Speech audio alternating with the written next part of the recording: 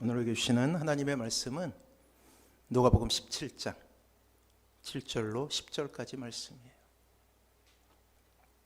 교독하도록 하겠습니다. 제가 먼저 읽을게요. 너희 중 누구에게 밭을 갈거나 양을 치거나 하는 종이 있어 밭에서 돌아오면 그더러 곧 와 앉아서 먹으라 말할 자가 있느냐?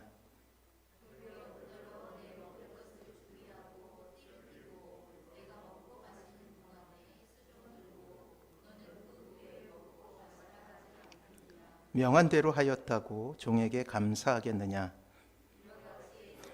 명령받은 것을 다 행한 후에 이르기를 우리는 무익한 종이라 우리가 하여야 할 일을 한 것뿐이라 할지니라. 아멘. 옆에 분하고 인사합니다. 사랑하고 축복합니다. 그래요. 사랑하고 축복합니다. 오늘은 사순절 그 네 번째 주일이에요. 찰스 스펄전은 설교 중에 이러한 말씀을 전했어요. 한번 들어보세요. 누가 나더러 황금 면류관을 쓰고 한 나라의 제왕이 되라고 말한다면 나는 그에게 대답하겠습니다. 그런 사소한 일을 위하여 애쓸 시간이 없다고 말입니다. 한 나라를 다스리는 왕이 되기보다는 왕이신 그리스도를 전하는 노예가 되겠습니다. 그리고 이렇게 청중들을 향하여서 이야기합니다. 자신의 삶을 돌아보십시오. 처음에는 그 사랑에 감격하여 노예처럼 예수 그리스도를 섬기며 살았는데 이제는 오히려 주님을 하인처럼 부리며 살아가려고 하지 않습니까? 사랑하는 성도 여러분, 스펄전 목사님의 이 담대한 설교를 어떻게 생각하십니까? 혹시 여러분들의 마음속에 이 말씀에 대한 저항감이 생기는 것은 아닙니까? 사랑이 풍성한 예수님은 절대 이러한 것을 원하지 않아 라고 스스로가 방어하고 있는 것은 아닙니까? 그리고 슬그머니 이러한 말씀은 나에게 맞지 않다고 생각하고 있는 것은 아닙니까? 노예라니, 종이라니, 현대와는 너무나 동떨어진 말 아닌가? 지금 이 시대에 결코 어울리지 않는 말이야 라고 심리적인 저항선을 여러분들의 마음속에서 긋고 있는 것은 아닙니까? 설교를 준비하며 충격을 받았어요. 저는 거대한 망치가 저의 머리를 치는 것과 같았어요.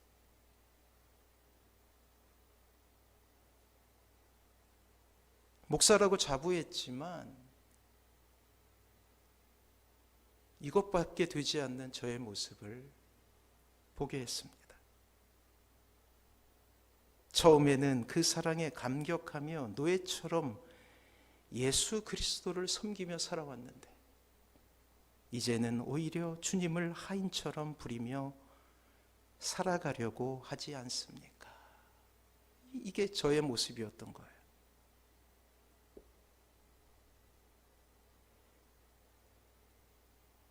목사로서 늘 아쉬운 소리만 했던 것이죠. 저의 상황만 이해해달라고 왜 이렇게 요구했던 것이 많은가 라는 절망감 속에 빠지게 되었습니다. 사랑하는 성도 여러분, 시대를 초월하여 복음은 신자에게 결단을 촉구해 왔어요. 신앙생활에 있어서 결코 회색지대는 없다라는 것입니다. 복음에는 반드시 반응이 있어야 돼요. 작용이 있다면 그에 따른 반작용이 있듯이 복음에는 반드시 청자의 반응이 있어야 된다라는 거예요. 그저 자신이 구원을 받았다라는 안도감에 그칠 수 없다라는 것이죠. 삶을 바꾸고 하나님께서 원하시는 일에 대해 관심을 갖고 또한 자기 자신에게 여전히 남아있는 죄와 싸우기 위해서 피 흘리기까지 노력을 해야 된다라는 거예요. 이렇게 지난한 과정이 있어야 한다라는 것이죠. 이것이 참 복음의 역할이자 능력입니다. 그래서 늘 이 시대에 하나님은 복음과 복음 선포자를 통하여서 이러한 결단을 촉구해 왔다라는 거예요. 자, 오늘 다시 우리는 복음을 접하며 우리의 인생 전체를 하나님께 의탁하는 종으로서의 신자의 정체성을 알아보려고 합니다. 어쩌면 여러분들의 마음이 조금 부담이 될 수도 있을 거예요. 하지만 기억하십시오. 복음의 능력 가운데 우리는 참된 길을 발견할 수 있게 될 것입니다. 사랑하는 성도 여러분, 이 땅의 신자가 주님을 알게 되는 것만큼 경이로운 일은 없어요. 위대한 일은 없다고요. 구약의 출애굽기는 이러한 신자의 변화를 가장 극적인 모습으로 그려내고 있어요. 우리가 그것을 잘 깨닫지 못하니까 하나님은 늘 시청각을 통하여서 우리를 그것을 깨닫게 해요. 그 대표적인 것이 출애굽기입니다. 이집트의 노예 신분에서 이제 자유인의 신분이라는 고대에 있어서는 결코 상상할 수 없는 변화가 일어나게 된 것이죠. 이러한 극적인 변화는 홍해라는 거대한 바다를 건너가는 것으로 표현됩니다. 이제 홍해를 건너며 이스라엘은 이집트 왕의 노예라는 타이틀을 벗게 돼요. 해방이죠. 그리고 하나님의 백성이라는 영광의 이름을 쟁취하게 됩니다. 이후 바울은 이스라엘 백성이 홍해를 건넌 것을 놀라운 관점에서 해석을 하게 되는데 그것은 바로 세례라고 그렇게 설명하고 있습니다. 고린도전서 10장 1절과 2절 말씀을 보며 이 탁월한 사도 바울의 관점을 우리는 발견하게 됩니다. 자, 같이 한번 읽어보겠습니다. 주보에 있습니다. 고린도전서 10장 1절과 2절 말씀 같이 한번 읽어볼게요. 시작. 형제들아, 나는 너희가 알지 못하기를 원하지 아니하노니 우리 조상들이 다 구름 아래에 있고 바다 가운데로 지나며 모세에게 속하여 다 구름과 바다에서 세례를 받고. 그래요. 당시 이집트가 상징하는 세상은 사단의 나라에서 악한 영의 종으로 속박을 당할 수밖에 없었던 세상을 상징하고 있다는 거예요. 이러한 상징, 이러한 이미지는 오늘날에도 유효해요. 지금 이 순간에 하나님을 찾지 않거나 하나님을 찾을 수 없는 이들의 모습은 바로 출애굽 전에 이집트에서 속박당하고 있는 그들과 똑같은 형편이라는 거예요.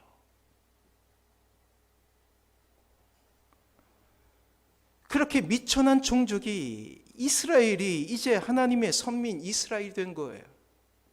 이러한 개념은 이제 예수님을 통하여 하나님의 백성이 된 여러분들에게도 동일하게 적용이 되는 것입니다. 세례는 사단의 나라에서 하나님의 나라로 그 신분이 변화됨을 극적으로 표현하는 놀라운 상징이었던 거예요. 구원은 단순히 신자가 죽어 천국에 가게 되었다라는 이 좁은 의미로서 그치는 것이 아닙니다. 사랑하는 성도 여러분, 성경은 분명히 이야기하고 있어요. 사단의 종이 되었던 우리라고 말이에요.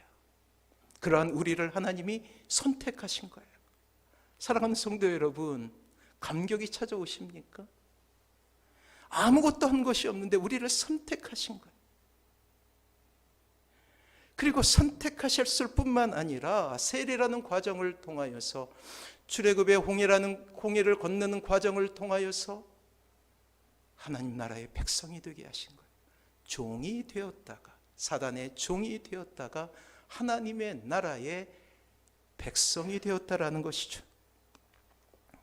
아울러 아직 하나님을 알지 못하는 이들에게 여러분은 천국의 맛보기가 되어야 하는 것이죠. 참으로 행복하고 아름다운 천국살이를 여러분들이 보여주어야 한다라는 것이에요. 그 이후에 이 출애굽, 특별히 홍해 바다를 건넌 이후에 그 지역에 소문이 나기 시작했어요. 하나님이 돕는 백성이 있다. 하나님께서 역사하시는 백성이 있다. 하나님께서 기적을 베푸는 백성이 있다. 그들은 건드릴 수가 없다. 라고 주변의 백성들이, 주변의 이방인들이 깨닫게 되었어요. 그렇습니다. 하나님께서 선택하신 거예요. 여러분들의 인생. 이러한 놀라운 변화는 온전히 하나님의 은혜가 아니고는 있을 수 없는 일이었죠. 그래요, 신자 개인에게는 말할 수 없는 은혜가 되는 것이요. 하나님 편에서 볼 때에도 십자가의 놀라운 효과가 개인에게 미치는 것 아닙니까? 그렇기에 여러분들의 구원의 기쁨은 하나님의 기쁨이기도 하다라는 거예요. 덩실덩실. 여러분들이 하나님의 이름을 부를 때 저 천국에서 하나님도 덩실덩실 춤을 추시면서 기뻐하신다라는 거예요. 마치 탕자를 맞이하는 아버지의 심정으로 지금도 하나님은 돌아오지 않는 배역자들을 그렇게 기쁜 마음을 가지고 맞으시는 거예요. 그만큼 하나님께로 등 돌린 배역자가 예수 그리스도의 십자가 사건을 믿고 하나님의 자녀로서의 신분을 회복하는 것은 기적과도 같다라는 것입니다. 자, 이 시간 여러분들이 이 땅에 지금 이 자리에 나와서 예배하는 것은 기적과도 같은 일이라는 거예요. 이 땅에 수많은 사람들 가운데 여러분들을 선택하셨고, 놀랍게도 여러분들이 하나님의 말씀에 순종하여 나오게 된 것이 기적이라고요. 믿음 외엔 이러한 위대한 역사를 이루게 하는 것이 없습니다. 믿음을 고백하고 믿음으로 구세주를 영접하며 사는 것보다 위대한 일은 없다라는 거예요. 이 모든 것이 여러분이 주님을 영접한 순간에 일어나게 되는 기적이라는 것이죠. 사랑하는 성도 여러분, 그런데 이러한 믿음은 구원을 얻는 믿음으로만 끝나는 것이 결코 아닙니다. 우리가 구원을 받게 되는 순간 우리는 하나님 나라의 백성이 되죠. 그러나 하나님은 우리를 저 천국에 바로 데려가시는 것이 아니라 여전히 악한 영, 즉 공중권세 잡은 자가 이 땅을 지배하고 있는 이곳에 남겨두셨다라는 사실에 주목할 필요가 있다라는 거예요. 목적이 있다라는 거예요. 이제 이 땅의 신자에게는 새로운 피조물로서의 새로운 삶을 살아야 될 의무가 생긴 거예요. 자, 앞에 전 단계, 즉 이 세상을 상징하는 이집트에서 하나님 나라를 상징하는 홍해를 건너서 해방되었듯이 하나님께서는 여러분들이 이 땅을 살아가면서 새로운 신분에 맞는 삶을 통하여서 하나님을 증거하기를 원하신다라는 거예요. 자, 홍해를 건너는 그 과정 속에 이스라엘 백성들이 한 것은 없습니다. 그래요, 은혜이죠. 하지만 이제 홍해를 건너 광야의 길을 걸어가고 그곳에서 어려움을 당하기도 하고 절망을 경험하기도 하고 이제 그곳을 넘어서 적과 꿀이 흐르는 그러한 땅에 도달하여서 이방인들과 싸우고 악한 영과 전투를 벌여야 되는 것, 그것은 이제 하나님의 역사이기도 하지만 우리가 동참해야 될 일이라는 거예요. 우리는 하늘나라 시민으로 우리의 신분이 옮겨졌지만 여전히 이 땅을 밟고 세상의 신분을 유지하며 살아가게 되는데 우리에게는 구원을 얻게 되는 이 믿음 외에 또 다른 믿음이 필요하더라고요. 그것이 바로 구원을 이루는 믿음입니다. 지난주에 한번 말씀드렸죠. 그것을 우리는 성화라고 부른다고요. 그리스도를 닮는 삶. 구원을 이루는 믿음이라 함은 구원받는 신분으로 이제 변화됐어요. 여러분들은 구원받게 되었잖아요. 변화된 신분으로 이 땅을 살아가며 우리의 인생에 믿음의 법칙들을 적용시켜 나가는 거예요. 그리고 그렇게 실천하여 성화의 삶을 살고 또 그것으로 하나님께 영광 돌리는 구체적인 삶의 태도를 말하는 것입니다. 구원을 얻는 데 있어서는 어려움이 없었어요. 하나님이 선택하시고 우리의 마음을 변화시켜서 거듭나게 하신 것은 우리가 애쓸 필요가 없다라는 거예요. 하지만 이 땅에 구원받는 자로서 사는 것은 이제 쉽지 않다라는 거예요. 여전히 믿지 않는 여러분들의 배우자가 있고, 여러분들을 조롱하는 주위 이웃 사람들이 있고, 세상은 여러분들이 믿음으로 사는 것을 원치 않고, 때로 믿는 사람들은 세상의 조롱 가운데 거하게 되고, 이러한 싸움이, 영적인 전쟁이 여러분들에게 필요하다라는 것입니다. 오늘 우리는 누가복음 17장을 통하여서 이러한 구원을 이루는 믿음의 도전들을 볼 수 있게 됩니다. 어쩌면 우리가 자연인 불신자라면 결코 꿈꾸어 볼 수 없는 엄청난 도전 가운데 우리는 거하게 되는 것이, 그것은 바로 신자에게만 있는 아주 독특한 자기 정체성이라고 할 수 있는 종으로서의 자기 인식이에요. 이 놀라운 선언을 이해하기 위해 우리는 먼저 하나님의 주권이라는 신학적인 용어를 살펴볼 수 있어야 합니다. 세상에 가서 강연할 때 여러분들은 종입니다 그러면 절대로 이해 못할 이야기를 하고 있는 거예요. 아직도 여러분들의 마음속에 심리적 저항이 있을 수 있어요. 하지만 오늘 말씀을 통해서 우리가 보자는 거예요.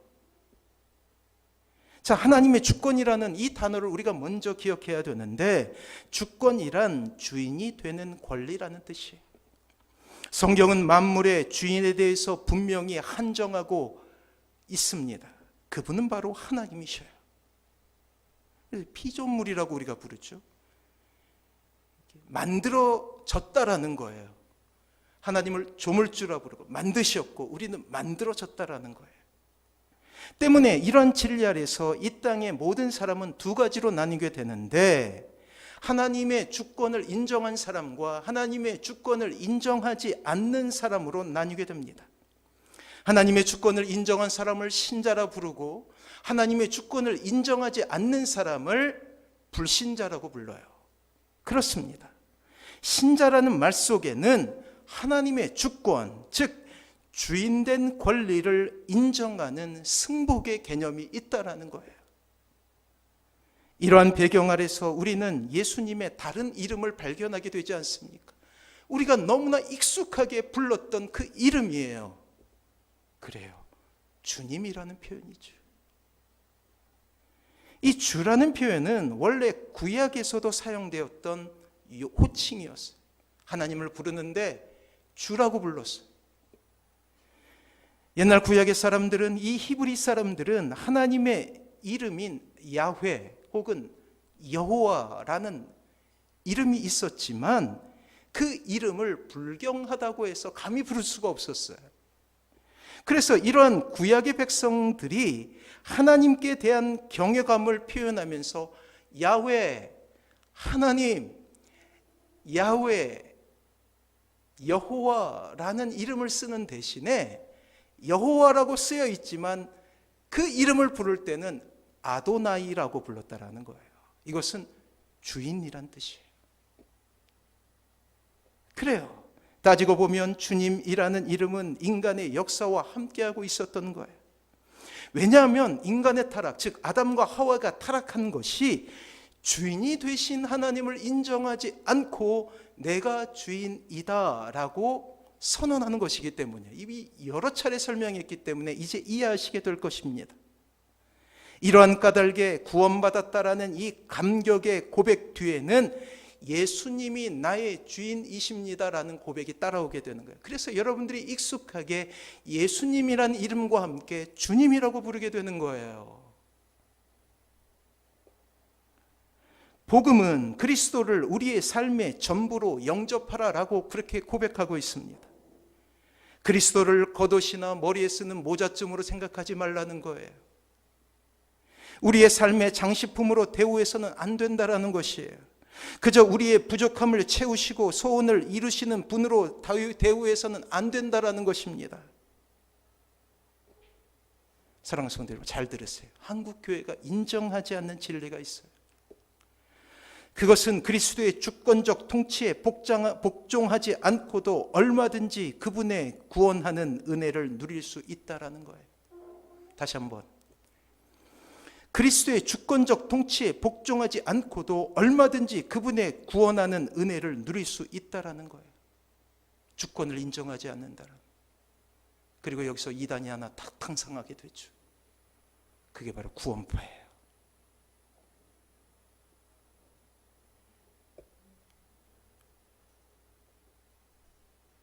구원파예요.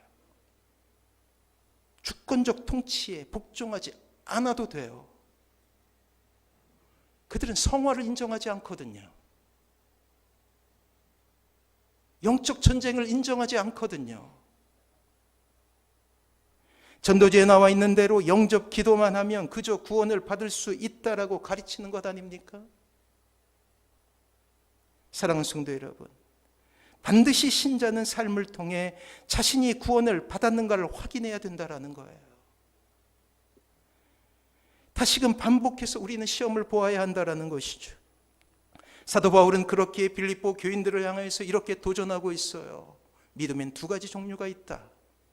우리는 하나님의 은혜로 구원받았지만 또 다른 믿음이 필요하다. 같이 한번 읽어볼까요? 빌립보서 2장 12절 말씀입니다. 같이 한번 읽어볼게요. 시작. 그러므로 나의 사랑하는 자들아, 너희가 나 있을 뿐 아니라 더욱 지금 나 없을 때에도 항상 복종하고 두렵고 떨림으로 너희 구원을 이루라. 이 두 번째 구원에서 구원을 표현하고 있는 거예요. 뭐라고 그래요? 구원을 이루라. 근데 앞 표현이 있죠. 그게 뭐예요? 두렵고 떨림으로. 두렵고 떨림으로. 그리고 그 앞에 구절 한번 보세요. 항상 복종하여. 사랑하는 성도 여러분, 저를 비롯해서 우리의 삶 가운데 주님을 향한 복종이 있습니까? 그래서 스펄전의 그 설교를 준비하면서 스펄전의 그 물음에 저는 감히 대답할 수가 없었어요. 복종이 있는가? 그저 장식품처럼 무엇인가 필요할 때 마치 자판기에 동전을 넣고 내가 필요한 것을 누리게 될 때 하나님은 당연히 반드시 복을 주셔야 된다라는 생각으로 살지는 않았는가? 사랑하는 성도 여러분, 묻습니다. 저에 대한 질문이기도 해요. 고람되어 하나님 앞에서라는 고백을 통해 신자다운 삶을 그토록 소원했던 우리의 신앙 선배들이 가졌던 그 열렬함이 우리에게 있느냐 말이에요. 죄악 가운데 거하는 것이 너무나 두려워 떠는 신자로서의 염치가 있습니까? 안타깝게도 이 시대는 염치가 사라진 시대.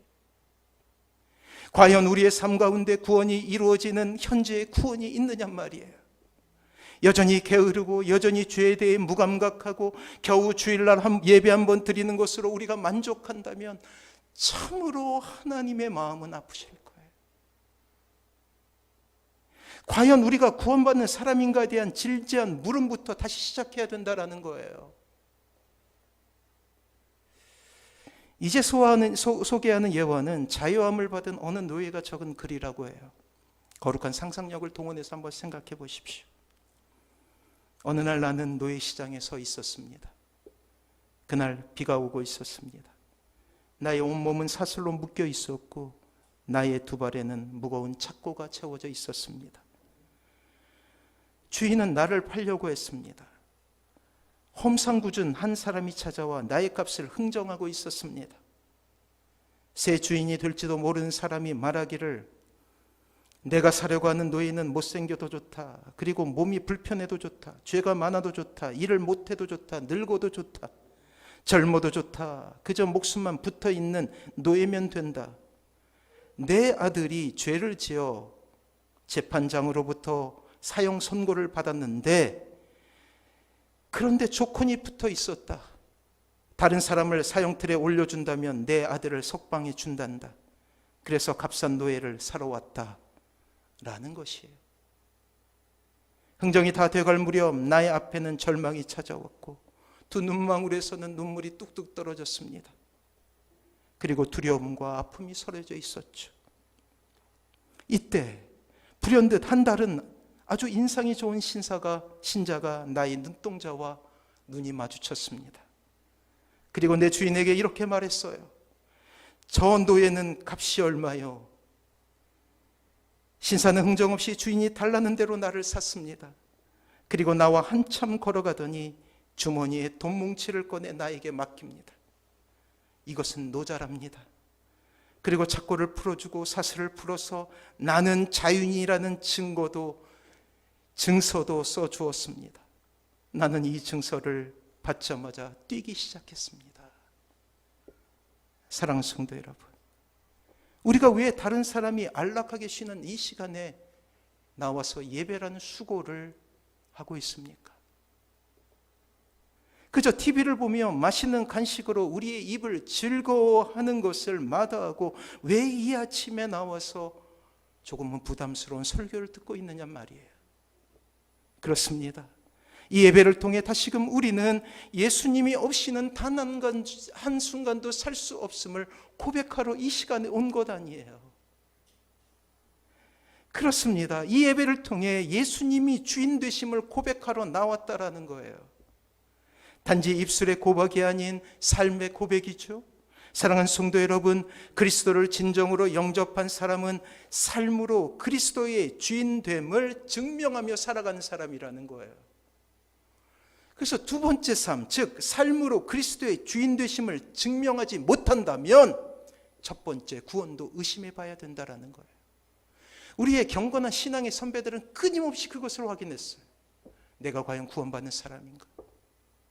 그래서 감리교에서는 소그룹 모임을 속회라고 불러요. 속회. 죄를 고백하는 모임.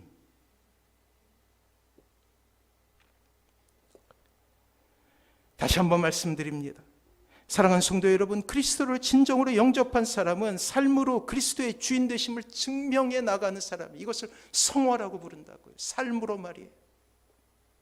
반대로 예수님을 영접했다고 하면서 심지어 목사라 할지라도 구체적인 행동으로 그 구원의 감격을 나타내지 않는다면 그는 첫 번째 구원도 받지 못한 사람이라는 거예요. 참된 회심을 경험했다라고 말하기 어렵습니다. 우리는 오늘 아침 다시 한번 한국교회의 비극을 뒤돌아볼 필요가 있을 것 같아요. 놀랍게도 한국의 대통령 중 3명이 장로였어요. 교회의 전폭적인 지원을 받았죠. 우리가 잘 아는 대로 초대 이승만 대통령, 그리고 김영삼 대통령, 이명박 대통령. 안타깝게도 교회가 그렇게 열광했던 이 세 대통령으로 인하여서 오히려 백성들은 고통을 당했고 대한민국은 침몰했으며 그리스도의 피로 사신 교회는 치명적인 상처를 입게 됩니다. 교회는 세상의 손가락질의 대상이 된 거예요. 더 이상 교회에 소망이 없다라고 세상으로부터 조롱을 당하고 있어요. 왜 이러한 비극이 생긴 것일까요? 그렇습니다. 그들이 장로라는 옷은 입고 있었지만 예수님을 주인으로 모시지 않았기 때문이라는 거예요. 장로라는 이름에, 목회자 혹은 목사라는 이름에 왜 이름을 대입해도 전혀 문제가 되지 않습니다. 이제 얼마 지나지 않으면 목사라는 이름이 참으로 부끄러워진 시대를 살아갈 수도 있다라는 거예요. 목사라 할지라도 예수님께서 주인 되시지 못하면 그것은 이단이요 사술입니다. 그래서 이 말과 행동에 괴리가 생긴 이 모습을 보며 주님께서 이사야의 입을 빌어서 전한 말씀이 있어요. 자, 마태복음 15장 8절 말씀이 있는데 이 말씀은 이 세대를 향한, 오늘날 우리가 살고 있는 이 세대를 향한 주님의 말씀이기도 해요. 우리 같이 한번 읽어볼까요? 마태복음 15장 8절 같이 읽습니다. 시작. 이 백성이 입술로는 나를 공경하되 마음은 내게서 멀도다. 사랑하는 성도 여러분, 이 모든 것이 그리스도의 주인 되심을 인정하지 않기 때문이에요. 로드십의 문제였던 거예요. 주인, 로드십의 문제. 로드십이란 그리스도의 주인 되심을 인정하고 순종하며 살아가는 거예요.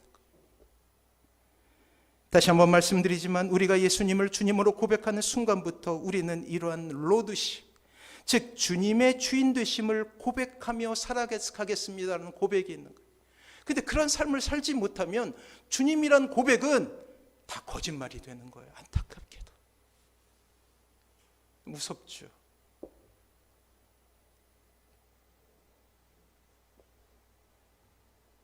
신자의 로드십은 반드시 행동으로 증명되어야 된다는 거예요. 부른다고 해서 그것으로 만족할 것이 아니라는 거예요.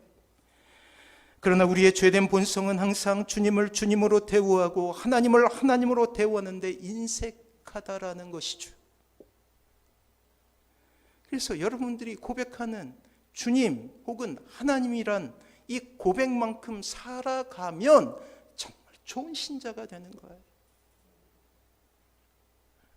우리의 죄된 본성이 이미 구원을 얻고 또 예수를 영접한 이후에도 부패한 우리의 본성은 끊임없이 하나님으로부터 독립을 꿈꾸게 되죠. 이것을 죄라고 부르지 않습니까? 인생의 보좌 위에 자신을 올리고 인생의 핸들을 자신의 것으로 치부하고 예수님은 주님으로 부르나 주인으로 모시지 않는 아주 이상한 상태 속에서 주님을 홀대하는 것이 저의 모습이었어요. 뒤돌아보니 말이에요. 소원을 이루어주는 마법사의 램프의 요정처럼 우리가 필요할 때만 주님을 불렀다라는 것이죠. 오늘 본문을 통하여서 하나님은 이 땅의 모든 신자가 갖춰야 된 위치, 신분, 정체성, 그리스도인은 누구인가에 대한 답을 주시고 계시다라는 거예요. 주님, 여러분들에게, 저와 여러분들에게 이렇게 묻습니다. 7절과 8절이에요. 자, 오늘 말씀 7절과 8절입니다. 크게 한번 읽어보시면서 마음속에 새깁니다. 같이 읽습니다. 시작.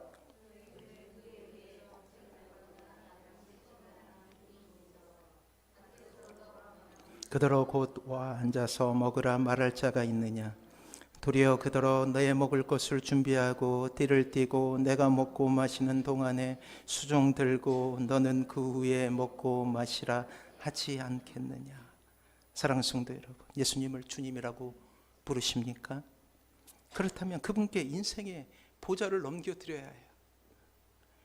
우리는 종의 자리를 자처한 사람이기 때문입니다. 왜 그렇습니까? 결코 우리의 종됨은 주님의 강압이나 압박에 굴종하는 것이 아니기 때문이에요. 이미 보여주신 사랑 때문이에요. 십자가라는 놀라운 사랑을 경험하기에 마땅히 주님 앞에서 자발적으로 우리는 주님이라 부른다 약속하며 살아왔던 사람 아닙니까? 그렇게 십자가를 경험하지 못하면 예수님을 주님으로 부를 수 없다라는 거예요. 주님을 주인으로 모시는 단 한 가지 이유는 이미 우리가 예수님께로부터 받은 은혜가 너무나 크기 때문이에요. 기억해 보십시오. 십자가상에서 우리를 위해 찢으신 그 육신을, 십자가는 오늘도 우리의 눈에 보이며 주님의 사랑을 증명하고 있습니다. 그 고통 가운데 결코 포기할 수 없었던 그 사랑을 우리에게 증거하고 있다고요. 그리고 우리는 주님을 영접하며 종의 자리를 자처한 사람이 되고자 헌신한 사람들 아닙니까? 우리는 이미 홍해 바다를 통과한 사람이에요. 더 이상 우리는 이 세상에 머물 수 없습니다. 천국이라는 소망을 가지고, 아니, 이 땅에서 천국을 누리며 사는 사람이라는 거예요. 종이란 신분을 가지고. 주님의 주인 되심에 대한 인정은 온전히 우리가 주님으로부터 받은 엄청난 은혜에 대한 자발적인 고백인 거예요. 누가 강요한 것이 아니라. 우리 안에 이러한 은혜에 대한 감격이 살아있다면 결코 인생의 보좌를 탐할 수가 없습니다. 그리고 항상 우리의 고백은 오늘 본문 10절의 고백이어야 되죠. 다시 한번 읽어볼까요? 10절 같이 읽습니다. 시작. 이와 같이 너희도 명령 받은 것을 다 행한 후에 이르기를 우리는 무익한 종이라 우리가 하여야 할 일을 한 것뿐이라 할지니라. 주님은 설득하지 않으십니다. 결단하기를 원하셔.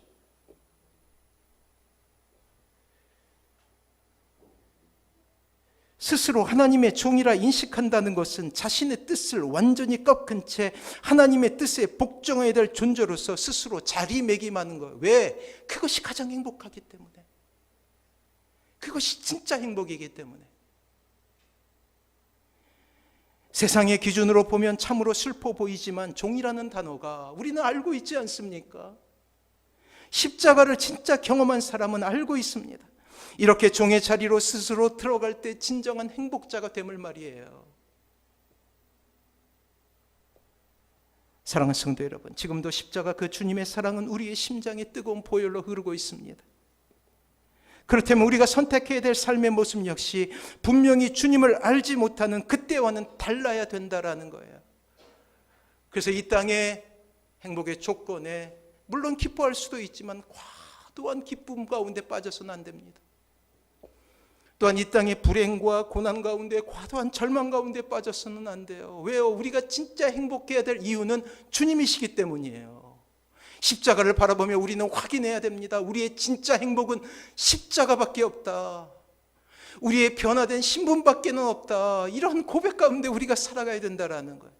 그런 사람은 결코 행복을 빼앗길 수가 없습니다. 이 땅에서 경험하게 되는 조건들로 행복을 빼앗기지 않는다라는 거예요. 이제 설교를 마무리합니다. 이 아침에 주님의 은혜를 회복하고 우리의 인생의 보좌를 주님께 넘겨드리는 거룩한 항복 선언이 있기를 바랍니다. 이러한 고백을 통해 우리는 진정한 이 땅의 신자의 길을 갈 수 있게 될 거예요. 그리고 또 제가 분명히 약속드립니다. 성경은 이야기합니다. 그때 우리가 가장 행복할 것이라고. 세상이 알지 못한 기쁨을 누리게 될 것이라고. 이것이 궁금하신 분은 이미 설교했던 행복 시리즈를 보시면 돼요. 하나님의 주권, 로스십을 인정하고 종의 자리에 돌아가 주님의 은혜 가운데 서시는 사랑하는 모든 성도님들 되시길 바랍니다. 다시금 오늘 우리는 찬양하게 될 거예요. 충만이란 찬양. 예수 그리스도로만 만족하겠습니다. 예수 그리스도로만 살아가겠습니다. 이러한 놀라운 고백이 여러분들의 인생이 되길 바랍니다. 그리고 우리는 그 안에서 가장 행복을 경험하게 될 거예요. 같이 고백하도록 하겠습니다. 충만.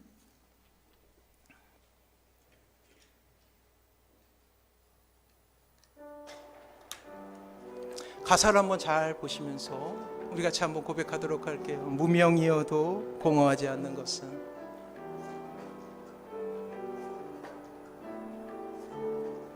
무명이어도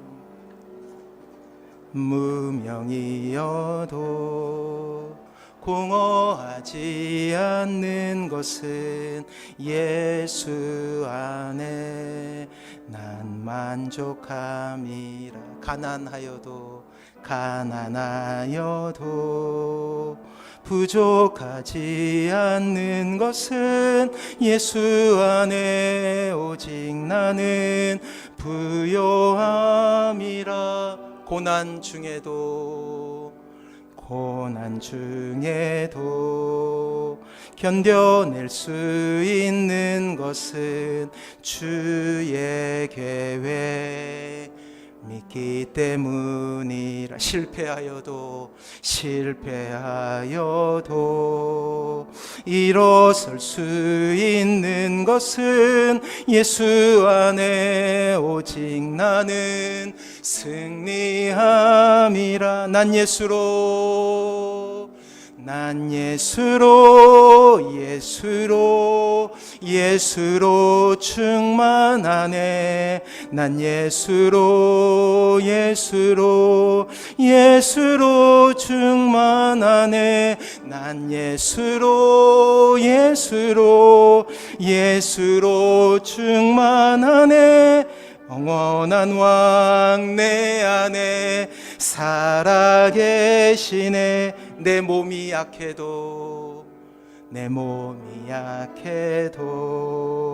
낙심하지 않는 것은 예수 안에 난 완전함이라.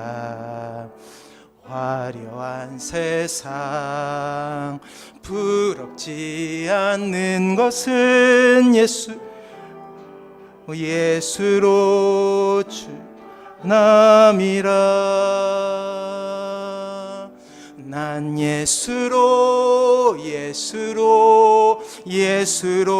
충만하네. 세상 모든 것들도 부럽지 않네. 난 예수로 충만하네. 영원한 왕 내 안에 살아계시네. 난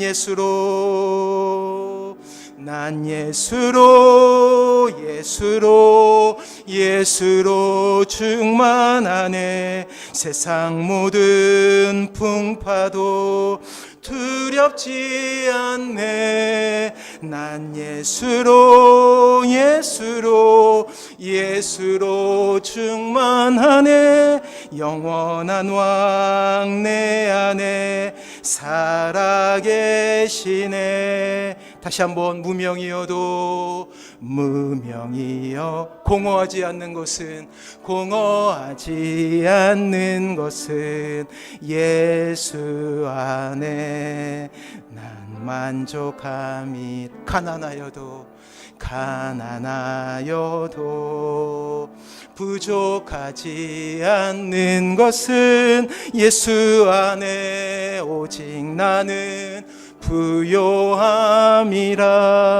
고난 중에도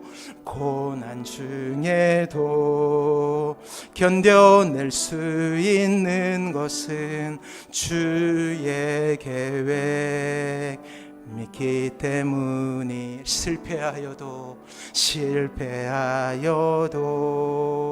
일어설 수 있는 것은 예수 안에 오직 나는 승리함이라. 주의 이름을 부릅니다. 난 예수로 충만하네. 난 예수로 충만하네. 난 예수로 충만하네. 영원한 왕 내 안에 살아계시네. 내 몸이